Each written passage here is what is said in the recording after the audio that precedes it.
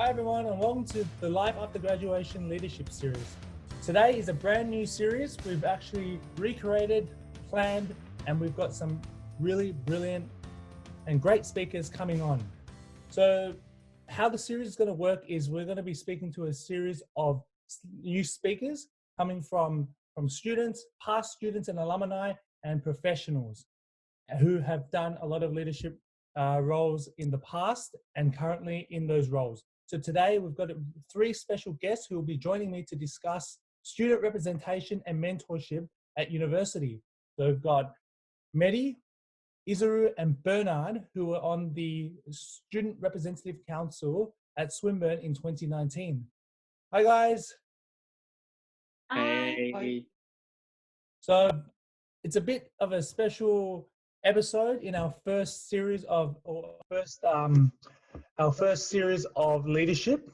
So I was lucky enough to work with all three through the SRC in 2019, and well, for me it was a very enjoyable experience. So how am I going to introduce them? I'm going to get them to introduce themselves, a bit about them, and what they're doing at the moment.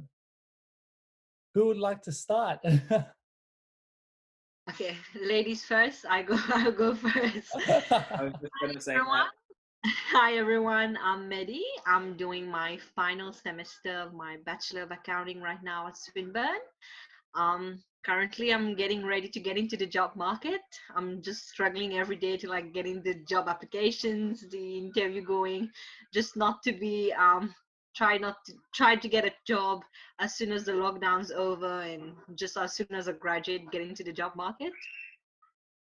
Awesome. How about Israel?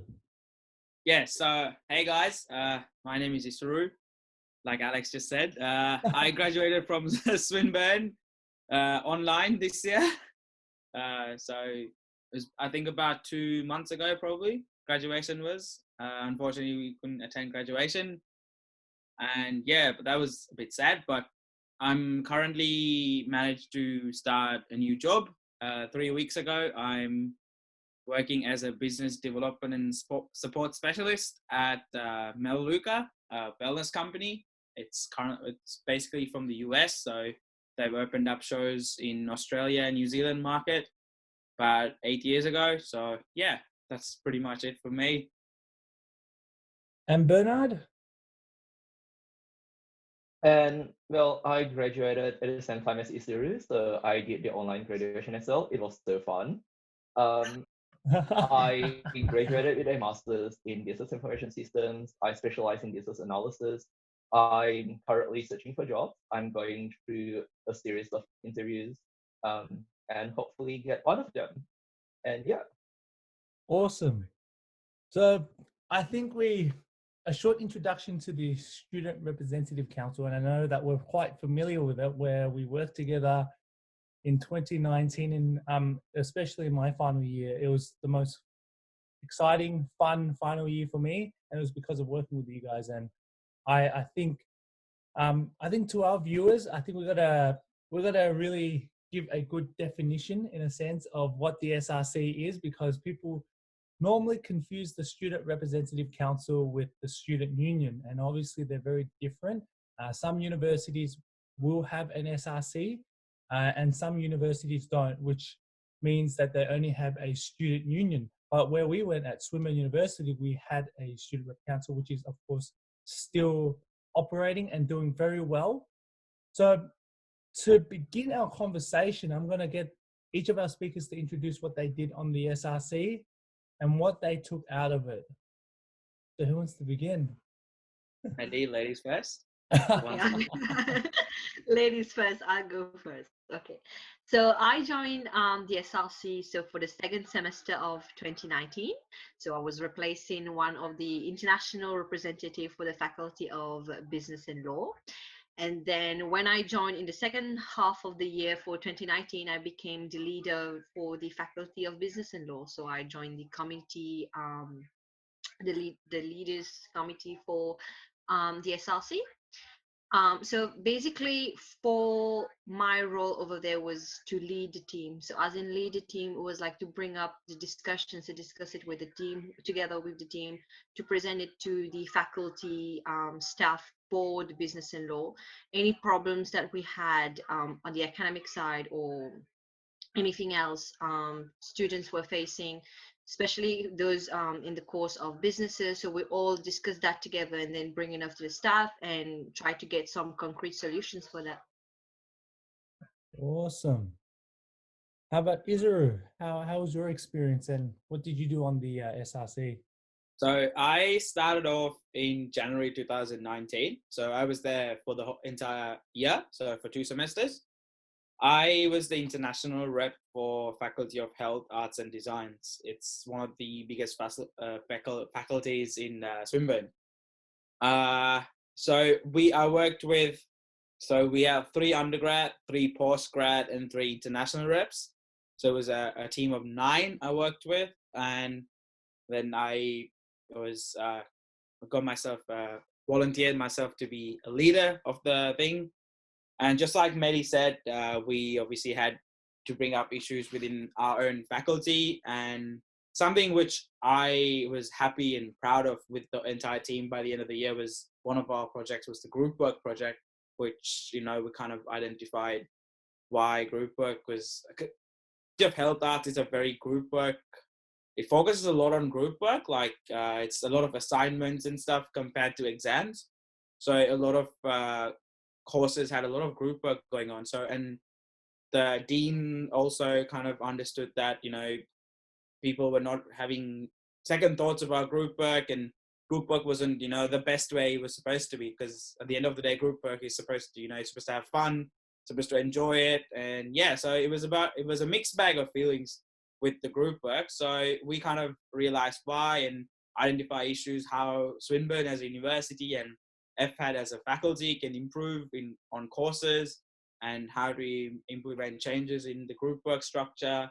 And yeah, that was one of a good project. But overall, it was a good experience, getting to know students, getting to know, stuff you might not know just you start getting to know other faculty stuff. For example, in the film and television, they had, drastic course changes and things like that. So as a student, if you just go to uni and you might not get to know certain things like that, how it affects, interfaculties and stuff like that. So that was something which was interesting, getting to know other students' perspectives on, the course changes and how we all together can kind of improve it.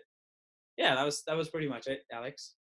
It's an awesome overview of, I think you did a lot last year, like personally working alongside all 3 of you guys. It's great to see that enthusiasm from those students who are on the board and then representing other students. It's a great way that you've summed it up. How about yourself, Bernard? How was your experiences, and how does it shape you as well as a person and a student? I mean, so when I joined the SRC, I joined in the first semester of 2019.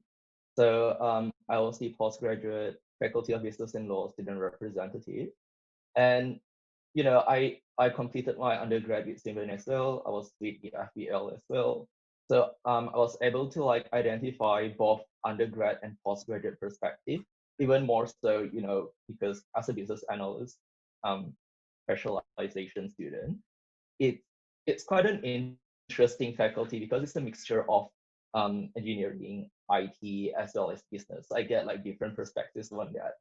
And also as touched on by Izur earlier on about the project. So aside from being a faculty-led and academic-led, we also have projects. And so one of my projects that I was leading and I was really proud of as well, it's the work placements and internships project. And so bringing in together my skills in marketing, I think you cut off.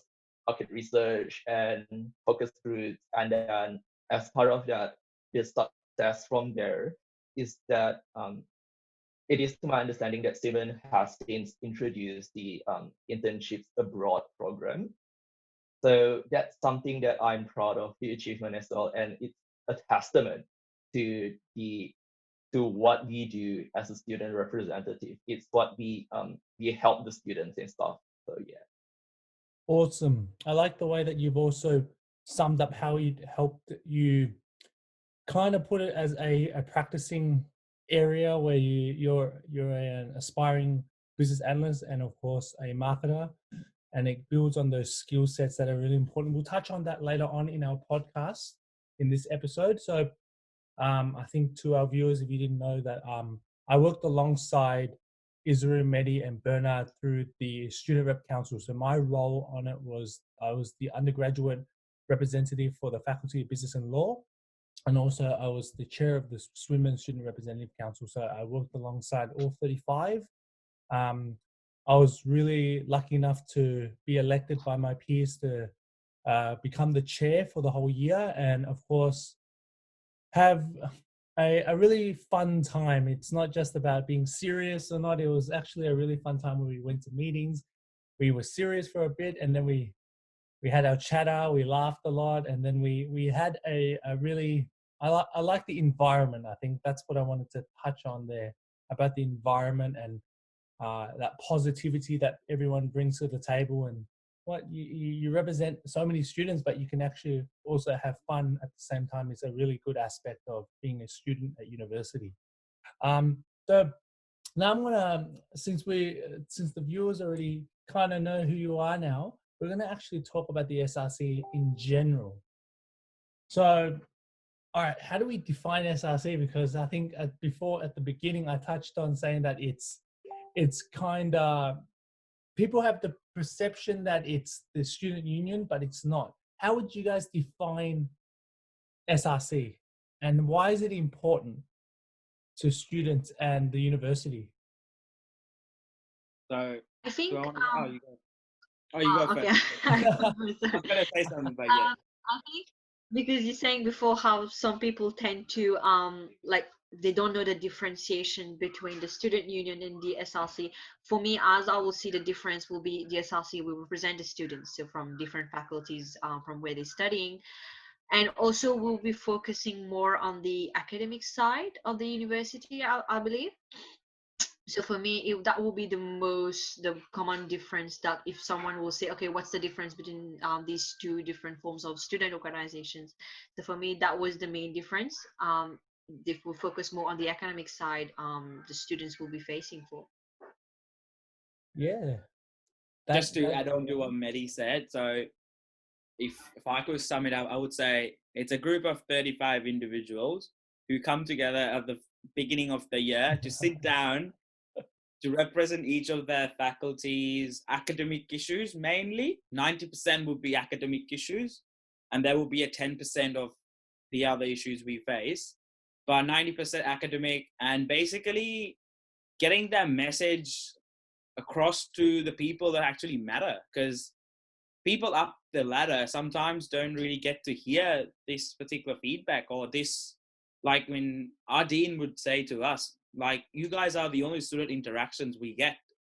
So I think for us it was more of like a massive responsibility to, like, 9 of us doing some research, taking all, everything into consideration, and basically taking all of that and giving all of that to them in 1 hour, to basically say, look, these are the problems in the faculty, this is what we need to address, and this needs to be done in order to make Swinburne a better university and a better faculty. The student experience needs to improve.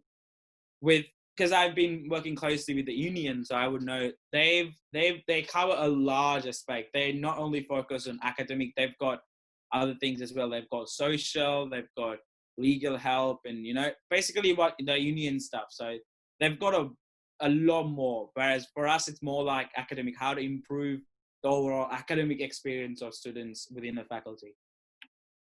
Yeah, agreed. Do you have anything to add, Bernard, to that answer? Because I think you might. I mean, you guys summed it up really well. You guys really bring a lot, like explain it all already, basically. I mean, the way I see it is that we are we work in liaison between the students and the faculty. And we are basically the point of entry between the students. So if there's any student complaints, any academic related issues, be it in enrollments or unit outlines or maybe exams or something, we are the people who would then communicate and bring forward those issues to the university and bring forward those changes. And I guess that's pretty much the difference between the union and student rep council. We are more academic based. I definitely agree. I think the amount of projects that we ran last year was, I think there was around 5 to 8 projects. And let's be honest, they were pretty fun to run as well, because you're collecting data, and the universities, they always emphasize on data, data, data. I need the numbers. And I think the student rep council doesn't get enough attention. That's my opinion. I think because the confusion between the union and the student rep council is too much, where they have two different purposes. That's a personal perspective. It could differ between other people. I think from experience, and I think this is where we want to emphasize to our viewers is, regardless of what university that you go to, there is a section where student representation is so important.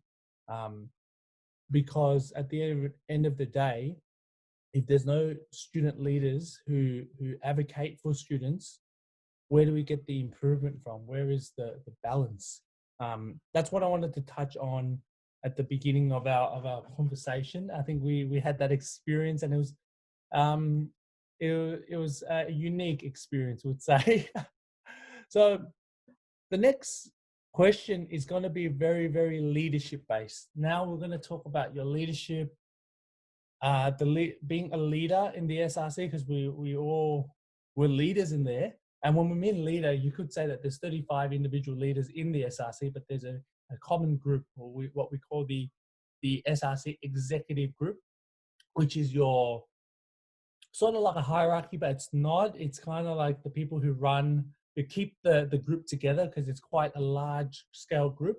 Would you like to talk about your experience of being a leader in that aspect, and how has it changed you? Not only being, like, for example, a undergraduate FHAD representative, being a leader is another level. Can you guys tell me your experiences in those positions? If it's ladies first, I'll go thinking. So I think for me, how I will describe my experience in the SLC as one of the leaders, like as you said before, was to bring the whole group together. So I think for me that was the most important, to be able to bring the whole group together. So not to be like the dictator in one sense, but to bring the whole group together, but then also to work with them as well. But you kind of have it brings a sense of responsibilities that you have to like communicate with the team properly, guide them in one way, understand them at the same time. So for me that would be the most important, is to have the sense of bring them, or the whole team together, and work together to achieve something. And then also to be more responsible. That's something that definitely will help me a lot in the future, to feel that sense of responsibilities, and how to like guide different people with different opinions sometimes, because not every time you have people will agree with people will always have different opinions, so not everyone will agree on the same things. So you have to know how to like bring everyone together, and then to achieve the best solution possible. Well summed up. Yeah, 100% agree on that, Mehdi. Just to add on to that, with my experience of leadership, Alex, to be honest, I mean, I was glad a lot of us didn't change. Like, you know, some across different faculties, we had people graduating and leaving and stuff. So we had minimal changes. I think probably like 1 or 2 people probably graduated in the end of first semester. So that way, kind of the 7 kind of stayed together. Initially, when we first started, it was all of like everyone's first time being in the council. So we pretty much like didn't know what's expected, and you know, we had to kind of identify ourselves. Oh, it took us a good couple of weeks, I would say a month probably, to understand what we needed to do, because it was like we're all at sea. And in terms of the leadership, when I volunteered myself to be the leader for the faculty, it was basically trying to, bring everyone together, just like Mehdi said, like find a way to keep things interesting. Because, I mean, after it's not easy to keep focusing on the same thing over and over and over again, right? It's just anything with like uni, like you can't keep studying the same thing day in, day out. You get bored of it for a bit, and then you have to find a way to keep your attention going. So in terms of me, like I was trying to, bring the group together. We would have like weekly catch-ups or, lunches or dinners or, little things like that, just to keep it together. And it was not only about saying, oh, you know what, we are just here for official matters, but at the end of the day, we'll make friends, we'll get to know each other in and out. And that way, the whole experience becomes much more smoother. Once you start understanding your group, what kind of, what their passion is, what interests them about the most. And as a leader, it's kind of easy to delegate tasks.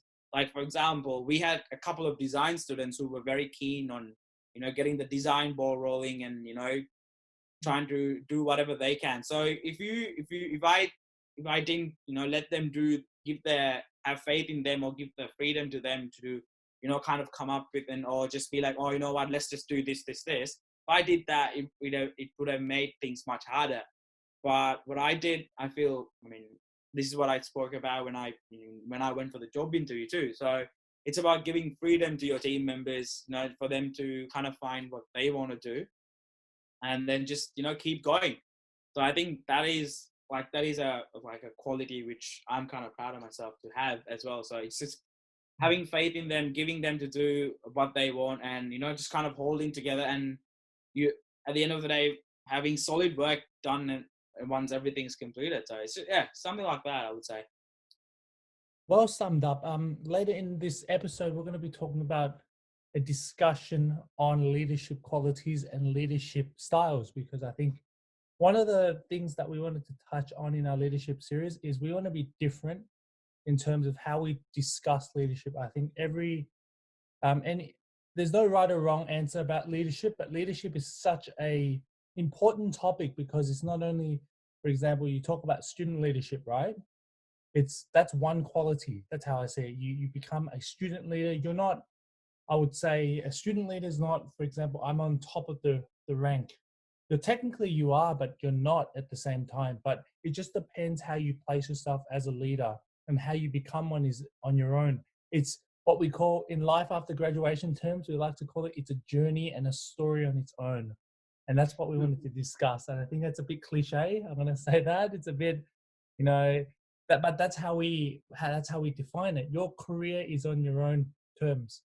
No one can control it. It's the same with leadership. So we'll touch on that later on in our podcast. To our third topic for the day, I wanted to talk about leadership qualities. And I think we've already touched on that with Isaru's point of view through his experiences at the SRC. So let's pass it on to Mehdi or Bernard, who I wanted to ask you guys this question, and this real big question. I can see the pointing. It's all to Bernard. Maybe Bernard can answer this one. So what type of leadership qualities does it take to become a leader? And how do you define it in your own terms? Bernard, I would define it. Okay, I got one. The way I would define it is like, look, I never look at myself as a leader. Hence why I never even volunteered myself to be in, the exec. So I chose the next best, the next available leadership, which is more towards a project based. I don't see myself. I don't feel confident enough to, lead a team, let alone an entire faculty board stuff. So the way I look at it is it's a two-way street. So we learn and we give and take. So with the people in my team, I learn from them and they learn from me. So we teach each other, like some things don't always work. My ideas aren't my ideas aren't the best and my ideas won't always work. Hence why we need to have an ongoing communication, ongoing discussion with the team. Some people might have even better ideas, like it's all about the listening, the way I feel, But yeah.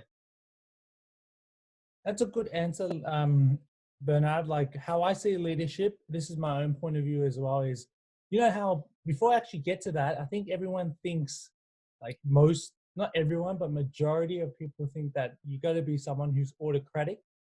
I don't feel that you have to be autocratic to be a leader. I always view that everyone's a leader in their own perspective. It's just the way that you want to show those leadership qualities. For example, a really good example would be I'll put a bit of a story. I promise I won't go for the entire 40 minutes. But I think last year one of the feel good stories of 2019 SRC was when you had those project groups.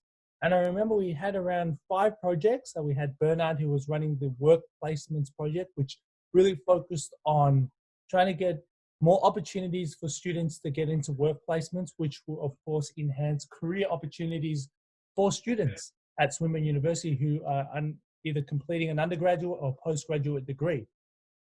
Bernard led that project, and I remember going to, you have the ability to not only get out of your comfort zone. I think Bernard has already defined that he's not he's not one of those those types of leaders who are ready to lead a group. But what he did instead was he was able to have a small group, a team of 3 or 4, where he was able to speak to some high-level university executives and some high-level university board members on the work placements team, where he was able to sit there and actually pinpoint his ideas, and then actually had a brainstorming session with one of the work placements team members. And I think that really shows that that you don't need to be that person to lead a team of 35. Not everyone can do that, and that's on their own. But everyone can. They find other ways to contribute, and I think that's the message to the viewers. Don't be afraid of to do what you like just because you're not. You're not. People say I'm not able to, but it's your own. You got to push yourself sometimes to get out of your comfort zone, or you can find other ways to contribute to a team. And I think that's a easy way to define it. That's how I kind of define it, and I've seen it through the leadership teams that I've been able to lead, and everyone's got really good commitment and capability. So full credit to everyone on the team. So moving on to our next question, and I think it's more to do with what we've just touched on, is about impact. Impact is very important. How do you define impact? I know that's a bit tricky, but can anyone define impact on their own and how you can contribute? I guess think it impact. depends. It depends, but also like Yeah. it impact on how you're gonna be in the future as a person as well. On what experience you had before, and then what it will lead in the future. I think that's how I will define it in a sense, in a way. What impact it will have in the future on everything you're gonna do or every project you're gonna undertake in the future. That for me will be the impact. Yep. Yeah. I'm I mean, just like gonna. for me. Yeah, Sorry, go you ahead. wanna Go ahead. No, you go. Go. I mean, like for me personally, I feel like the impact that I got out of this is definitely confident. Going into so how I got into SRC, it actually is much of my undergrad, I was active in clubs and communities and volunteering and stuff like that. So it's less to do with leadership, but more to do with community based, more towards the engagement. And then a friend of mine who was going up for the student council as well, and she sort of introduced to me the Red Council. I wasn't even aware of SRC until like 2018, and so my friend was telling me, she was like, look, you've done a lot of things. You've done a lot of volunteering. You've done leadership in committee members and stuff like that. It's time to move up. It's time to learn more and be able to help the greater community of the students. And so that's where I decided to, okay, maybe it's time. Maybe it's time for me to move up as a student council. And when I was it's definitely a learning curve because when I was going into the Red Council, I obviously wasn't aware of all of the responsibilities that you would have, and I would not for a second think of myself as a leader. Hence why I chose, like a less significant role, like a project leader. And so touching on that, the impact that I would get out of that, and I didn't even realize it until I was doing my internship. I started seeing the similarities in the things that we've been doing, like the stand-up meetings, for example. It's like what you've been doing through the faculty FSCC meet, like the way a meeting is being conducted, the professionalism and everything, the way we would be able to brainstorm ideas and going through our client projects and debriefing and going back and forth with the requirements gathering, getting information. There's a lot of similarities between the student rep council and the things that we do. So from a professional perspective, I would say the impact that's the impact. Like it depends on a lot of things. It depends on what you view the impact. But I would say for me personally, it's definitely building on confidence and being able to contribute to being able to get my points across the team as well, like pitching ideas and stuff like that. 100% agree on that. How about yourself, Isaru? How would you define impact on your own point of view? So for me, I for a lot of my leadership will come in sport. Like I'm not sure I've told about this before. I play cricket, so I've been playing since I was a kid, and a lot of like leadership roles was basically coming through cricket. And the SRC was something more like my first foot into an academic leadership kind of thing.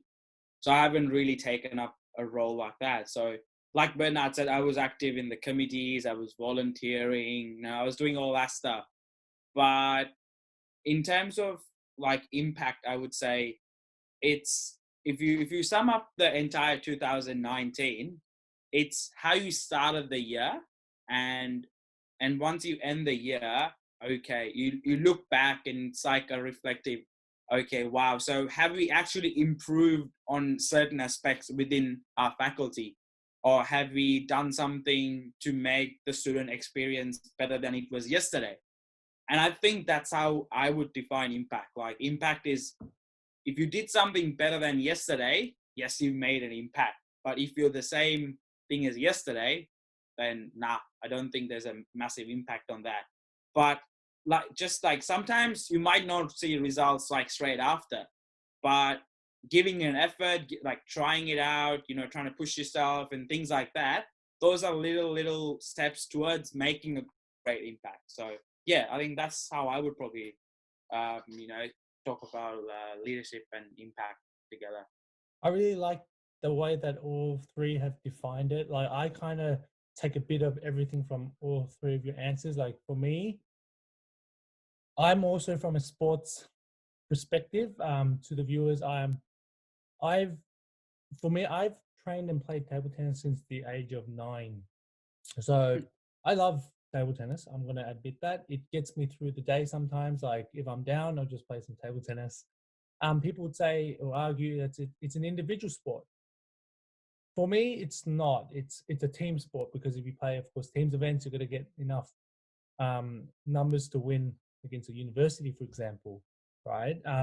So how I also define it is quite different as well in a sense. Like, when people often say leadership is one person who's autocratic or someone who, as I said before, it's about how you want to make an impact, how you want to make an impact to a team. Like, let's also talk about 2019. I'm not liking 2020. I'm sorry. 2020 has disappointed me all year round. But it's what 2019 has taught me is how to be resilient in 2020, because resilience is the key to anything. Like I finished university in 2019. And yes, I do admit this. Things have gone a bit my way. Like I had a graduation ceremony. I had things that were, that was not you for a lot of people in 2020 that they can't have like a graduation ceremony, which is the most basic fundamental of graduating, and I think Izzer is a bit sad and Medi's a bit sad. And of course, Bernard's a bit sad, but what 2019 has inevitably taught us is to be resilient, I've had like the same as, of course, Izuru starting his career in a pandemic. I started my career in a pandemic, but it is what it is. We just got to stride forward. We just got to be, who we are, what we define, and what impact that we can make for the rest of the year. And that's what a leader is in a sense. That's some personal perspective, I would say. So that leads to the next topic, career, and we've touched on it a bit about that before. We've been able to talk about our career a bit. So the topic is career now. So how has being on the SRC changed? Has it changed your career pathway, or has it impacted your employability? That's the way that I wanted to talk about employability. So Izuru, you touched on before about your interview that you recently had, and you talked about your experience on the SRC. Can you talk a bit about that and how has it affected the career aspect? So with my job, like business development role, I'm still in 3 weeks into it, but I've had discussions with my manager. So they do like projects and stuff which are part of the team, which I haven't obviously got exposed to yet because I just started. So when he first interviewed me, he did ask me about my experiences, and more than my I work wherever I work, it was my SRC experience I spoke about the most, to be honest. Like the projects, the people, the leadership, because those are something, to be honest, which kind of they looked into, and they were glad to hear. They actually asked about, so what did you do at the student council? What is this about, and how did it change? And so I think the student council experience in 2019 actually tipped a bit into my favor. Like I can talk about leading a project, so it makes not only the manager or anyone, it just shows that, look, if I give something to this guy, he knows a way to do it. He's done it before. It means he can do it again. He's trustworthy, and things like that were some qualities which I think SRC kind of helped my career, to be honest. And yeah, I mean, talking about representing and being a part of a student council at a university is a prestige. Like I wouldn't put it anywhere below. It's a prestige thing, and we should be proud of it. We managed to make lives of other Swinburnians better, or something like that. The way you summed up the last part, I like it. Yeah, I mean, yeah, that's what I would basically say. Like in terms of the career, it's actually helped me. I've had about a couple of job interviews, and yeah, I've actually spoken about the SRC a lot in them. A bit too much, I would say, but yeah, I've spoken about it a bit. Yeah. Anyone else want to contribute to that answer that Izuru's given? I think he summed it up pretty much like very well. It's very good, like for a potential employer, when they're asking you what is your intake, would you like, can you give, when you do, especially when you're doing an interview or any videos for job applications, they will ask you what was your intake in that company you're applying for. So I think that's something it's really good for us when we to share our experiences or any like things we've done before in that, to share that with a potential employer, of course. to share our experience with them and how we deal with them. And also, like, one thing for me, I would say personally, is I've didn't quite experience it myself, but I really look up to when I see like other leaders, especially in the SRC or the student organization, is how you have to be accountable as a leader for any type of decisions or responsibilities you have. You have to be accountable, and then that's something that I think will really, really be helpful for me in my career, because any job you have in the future, you always has to be accountable for any decision or task you undertake. So for me, that's the one of the most important thing that will help me in the future, I think. Great way to sum it up. Unless they're like Bernard's interviews where they ask you about how well done you want the steak. Yeah, that was a bit random. That was really weird. But like, look, I would say definitely touching into both Isuru and Mehdi, like what you guys have said, you summed it up really, really perfectly. I mean, the thing that I've been doing a lot with my interviews, and I'm sure a lot of students who are, going into the workforce post graduation, it's a lot of interviews, and I know it can be really daunting. And I mean, I for sure was nervous, but the fact that I had all of these experiences under my belt, I had the confidence and, like being able to perform well. And what I got out of, my experiences with SRC, it's the STAR format. So if you guys aren't aware of it, it's the situation, task, action, and response. And so I was able to like bring into my experiences with the student rep council, what we've done, the projects that we've done, the response that we've achieved, the outcome that we've achieved out of it, as well as like other things that I've done in my internships and like other experiences I've done. And so that gives me like a really good foundation to build up on as I like try to make an impact with the people who's interviewing. And so, and it's not going to end there. It's definitely going into my career as well. Like it's a full-time thing. We never stop learning, and that's the thing. That's a really good way to sum it up, Bernard, Mehdi, and Izuru. Because I'm kind of the same. I think I remember my interview for my current role that I'm in. They asked me that question. I'm going to be honest. I talked about the SRC a bit too much as well. I've got to add in almost all my answers that I gave about the SRC.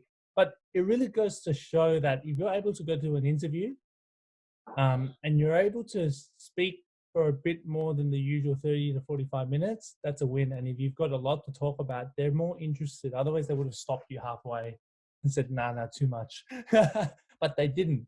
And I think for all of us to take on board is the more leadership experience, the more exposure that you get at university, the career outcomes can be phenomenal. It depends per case. It's not guaranteed, of course, but there's a lot of factors like how you curate your story, how you talk about it, and how it's impacted you as a person, like how you came out. You know how they say, how did you come out of from the other side? You've heard of that. It's the same with university. You're in a step-by-step formation, and then you get to the next step. It's built something. You've come out. I think how Izuru summed it up before. It's talking about 2019 before, right? It's how you started and how you ended. Same with a university degree.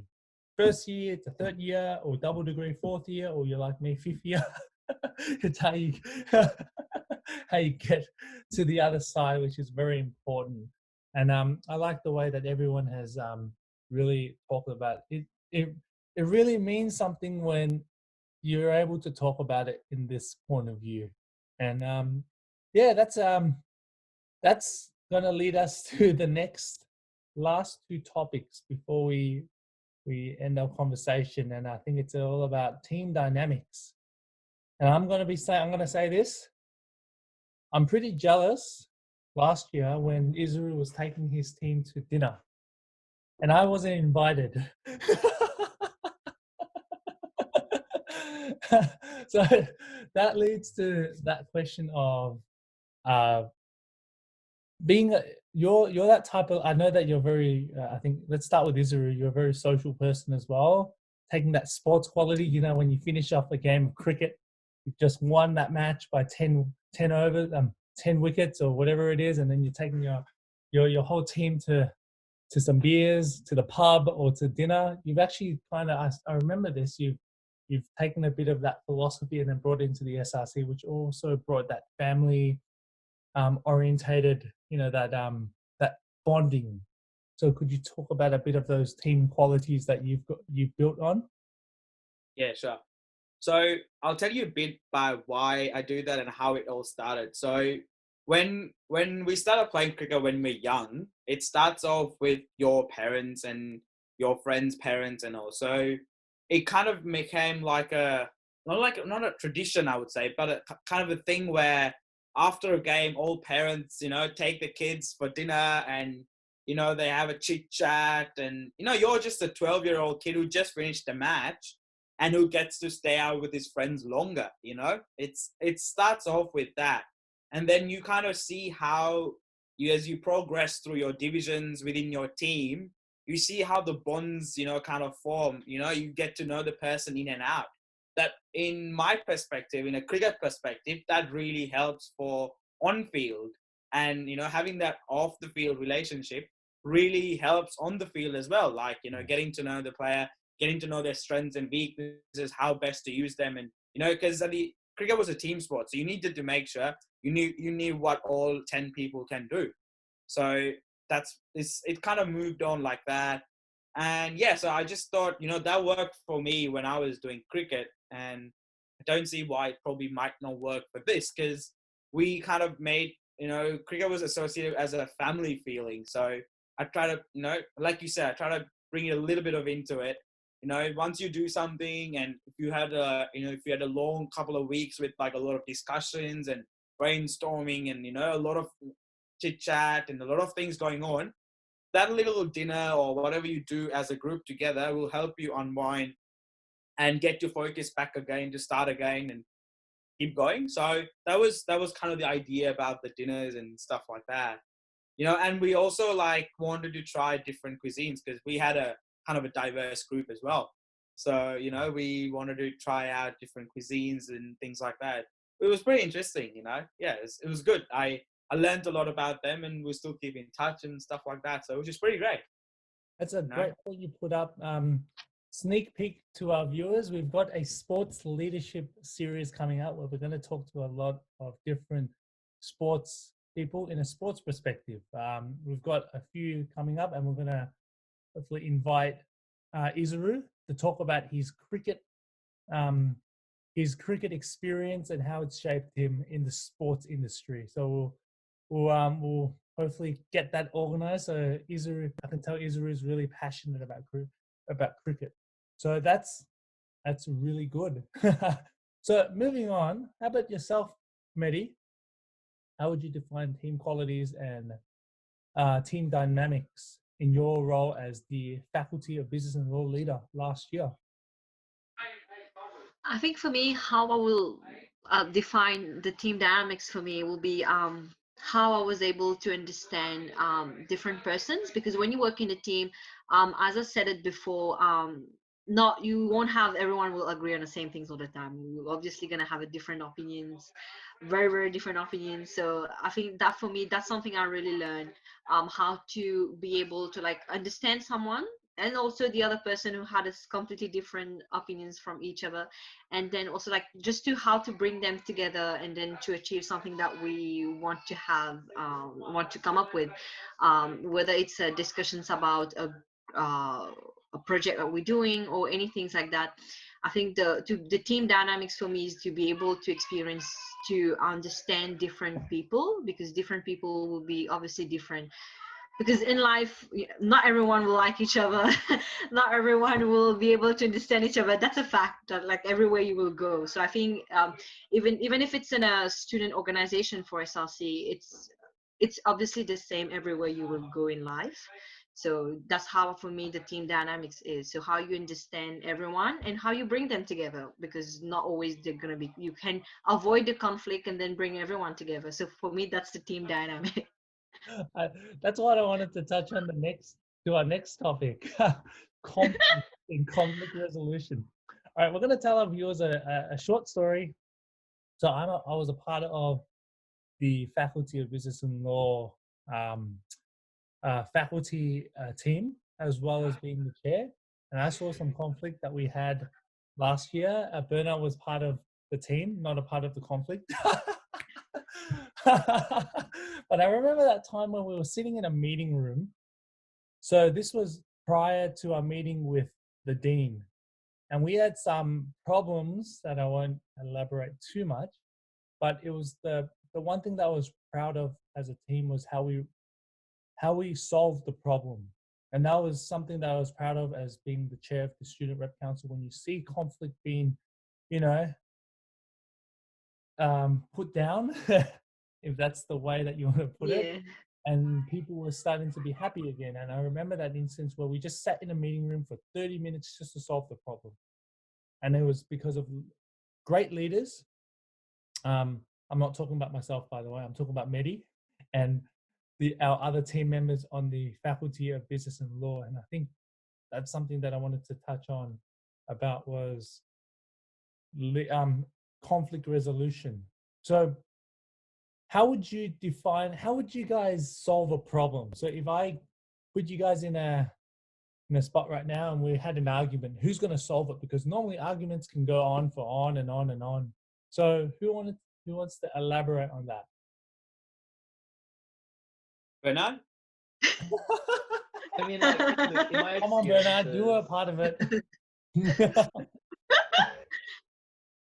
look, in my experiences, when it comes to conflict, it stems from lack of communication and miscommunication. Yeah. So a good way Yeah. to sort of go about it is to get the involving parties in a room and sort of get it out of their system. Like say what they think is going on, and then get the real thing across. Like being able to get different perspectives, different points of views. Maybe there is some disagreements between two parties or people, which sort of grows into something else. So it's sort of, we want to get to the root of the problem and sort of try to resolve it in a way that is civil, I would say. But yeah, that's just me. No fist I'm fighting. just saying, given my experiences in class and like I don't know what kind of problems student you guys experiences, had. there's a lot of drama. Yeah, there is a lot of drama in different. It's inevitable. You got to say that. But to sum this whole conversation up that we've had is, and this is going to link to my last question. And of course, we can all disagree and agree. We all had conflict. That's in everything. That's from team sports to even when you go to work, you're going to disagree with someone, and it's the way that you put your emotions out and actually put logical points. Everyone's got a right and a wrong, and that's how I see things. And I think in a way, it's great to see, and this is going to link to the final topic. I promise is the final one, right?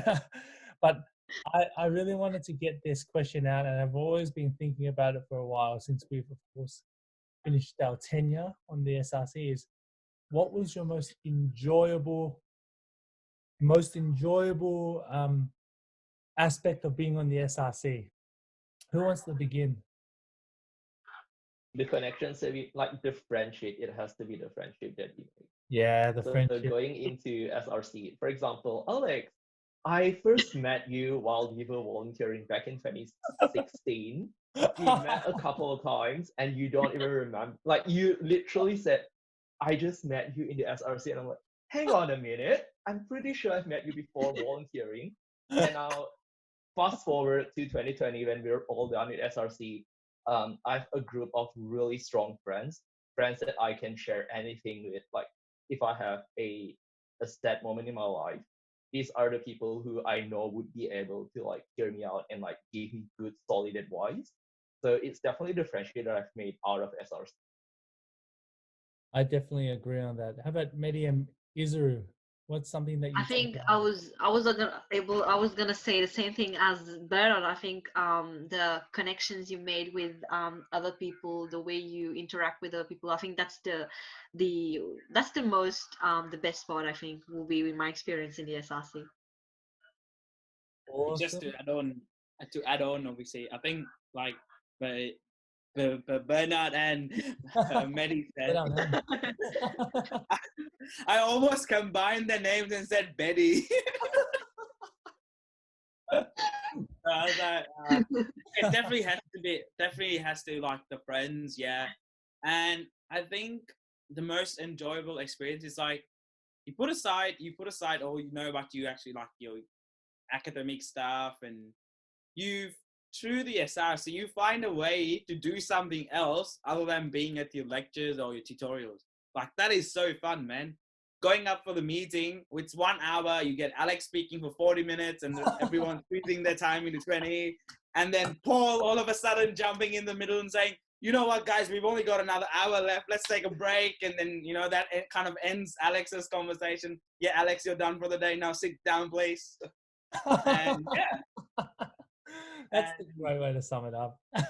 Yeah. And I mean, Alex, I think it's the only time I see you wearing a shirt. I mean, I always see you with like the hoodie or the Nike t-shirt with your denim. And yeah, like, your dress code was, the fun thing about SRC. It was, you wear a shirt for the first time in your life, I think. I've never seen you at uni wearing a shirt. You just wear like a t-shirt, the same Nike t-shirt, I think, probably. No, it's not the same. I'm going to be honest. Number one, I'm not sponsored by Nike. My whole wardrobe is full of Nike shirts. I'm not even joking. I'm even wearing one now. But because I come from a sports background, I'm very sporty. So to add on to Isuru and to sum up what I enjoyed the most, other than the friendships, because I'm going to be honest, there's so many things that I can elaborate on that I really enjoy about this student rep council. And one of them, of course, is the lifelong friends. And I'm still friends with Isuru, Mehdi, and Bernard, and a lot of the rest of the team. And we still have our conversations on our weekends. Even in lockdown, we call each other. We want to talk to each other about our problems, the things that we've had. Like, for example, one of my, I would say, close friends of all of us is Nick. So Nick, unfortunately, had to leave Victoria, and he went up to Queensland to pursue his graduate job in accounting. And we still keep in touch. We still have that banter, and that really reminds me, and it puts the heart saying that we still are friends after all the experiences that we've had at the SRC. And it's something that I'm never gonna really forget. But there was another thing that I really enjoyed, and I want to say this out loud, is and I think this is where I encourage our viewers, if you're still a student, do this. It's you'll never regret it, because not only that you get to work and lead those students, you're able to actually speak with people from higher level roles, such as, like, for example, one of the things that I remember the most about the SRC was I was able to present to the, not only to the faculty deans, I had the opportunity to present in front of the Vice Chancellor. I even had morning tea with the Vice Chancellor with a few of the executives, and that's something that I'm always going to remember from a student leader. And then I take that on to presenting for 30 minutes the university council, and the Vice Chancellor got to actually listen to some of the points that we made as students. And that's something that I will always remember, because you're going to not only take these experiences, you're going to take them to work. Like for me, I really enjoy what I do for my career, and I took a lot of those skill sets that I learned from student rep council, my course, the university experience, and then take it off to work, and it's really shaped it.